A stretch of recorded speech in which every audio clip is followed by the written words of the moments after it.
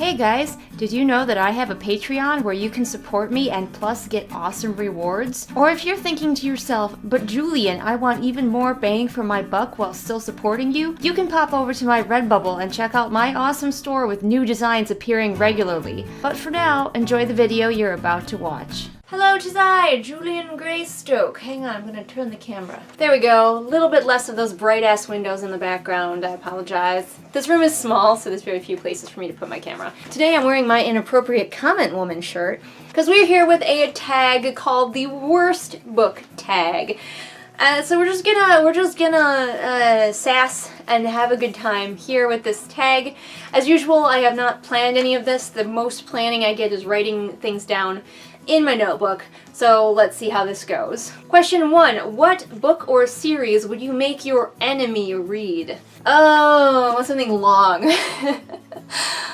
Maybe Game of Thrones? I don't know, I would make my enemy read something really long, maybe Harry Potter. Like, even if they enjoyed it, I would force them to read something lengthy so that my enemy was distracted while I got down to the business of thwarting their evil. Or, let's be real, I'm probably the evil one. Got down to the business of thwarting their good. Ooh, I know what I would make them read. I would make them read the Wheel of Time series because it is fucking long and, in my opinion, pretty boring towards the end there. Perfect. Question 2. What book have you started several times but never finished? Is there one that I've started several times? I don't think, like, usually if I DNF, I DNF. I'm serious, I'm done. Yeah, I don't really have a book that I've started several times and not finished, because like I said, if I don't think I'm gonna like it, I just stop. Question 3. What book has a friend recommended that you ended up loving? I'm gonna go ahead and go with, I didn't like love it with all my heart, but a friend of mine and I don't often agree about our favorite books, but they enjoyed The Haunting of Hill House and we're talking about it after the new TV show came out, and I was like, you know what, I'm gonna give this book a second chance because I wasn't ever sure if I was gonna like it, mostly because of that terrible, terrible movie that came out a while back, and I was just like, no thank you. But I read the book and I gave it 4 stars. I quite enjoyed it. Question 4. What book this year took you the longest to read because you are lazy? I'm gonna have to go with The Savior's Champion for that one, but there are other reasons besides my laziness. I was doing it as a read-along, which means I was reading it along with you on camera. Don't worry, I skipped all of the parts where I was just quietly reading, and I was critiquing it as I went. If you were interested in that, links in the doobly-doo to that whole read-along. It's a great time. But yes, that took me forever to read because it was time intensive. I had to set up the camera, I had to like find a block where I could read a whole chapter at a time at least. So it was time consuming, and as a result I tended to be lazy about it and be like, I could film or I could do anything else. Question 5. What did you read the fastest because you couldn't put it down?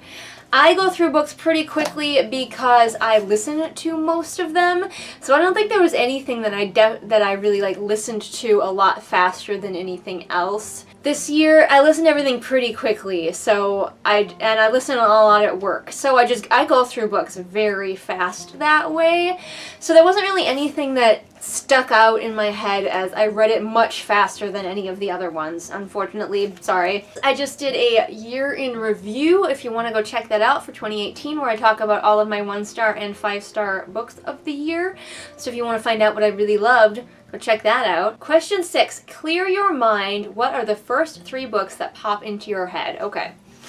Well, we're just gonna sit here and we're just gonna clear our minds then. Just kind of meditate here. The first book that popped into my head was All Creatures Great and Small by James Herriot, because it has a cute animal on the cover. Let's see, book 2, next book. Gemina.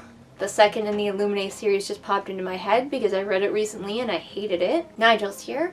What's the third one? Third book that just pops into my head. The Savior's Champion by Jenna Moreci, because it does have a good cover.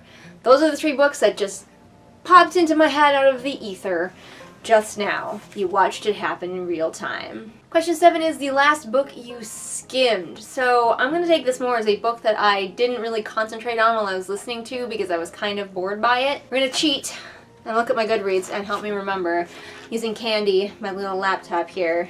Wake up, Candy. I'm very good at listening to audiobooks. I digest things through listening very well and easily, and I have a lot of practice at it. So skimming it kind of for me means that I was doing something else and really paying more attention to that task than I was to the book. I think I'm going to go with Quiet, the Power of Introverts in a World That Can't Stop Talking, which is a book about introverts, obviously, and it's nonfiction, and while there are some things in it that I really got my attention and I really liked, there were also a lot of things that I already knew about introverts because I am one. I know, a bookish person who's an introvert. Stop the presses. Whoa.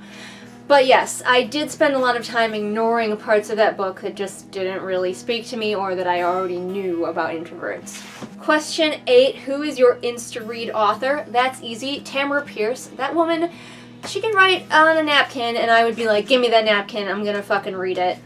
I don't love all of her books, don't get me wrong. She's a flawed author, and that is why one of the reasons that I love her, because when she is good, she is very, very good, and exactly what I like in a story.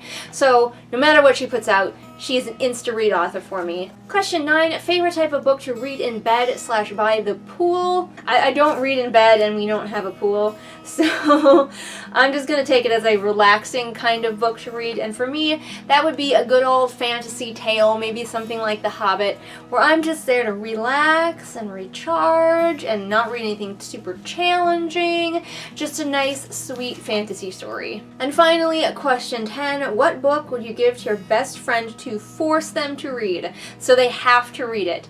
And the answer to this question is my book. I'm subtle. If I couldn't give them my book, I would give them Terrier by Tamara Pierce, but if I was given the choice, I would make them read my book, because it's often very difficult to get your friends to read your stuff, because it feels like homework to them, but if I could force them using some sort of diabolical magic powers, they're reading my book.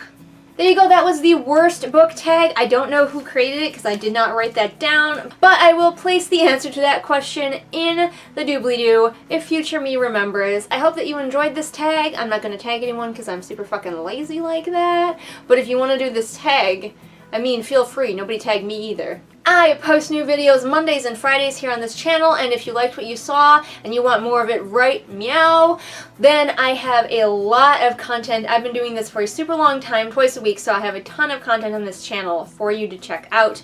And if you want to help this channel look better, you can support me on Patreon, where all of your donations go towards getting me better equipment. And of course, all of the links to my social media are in the doobly-doo for ease of your clicking, and I will see you again next time with whatever it is I happen to be doing next time. Bye!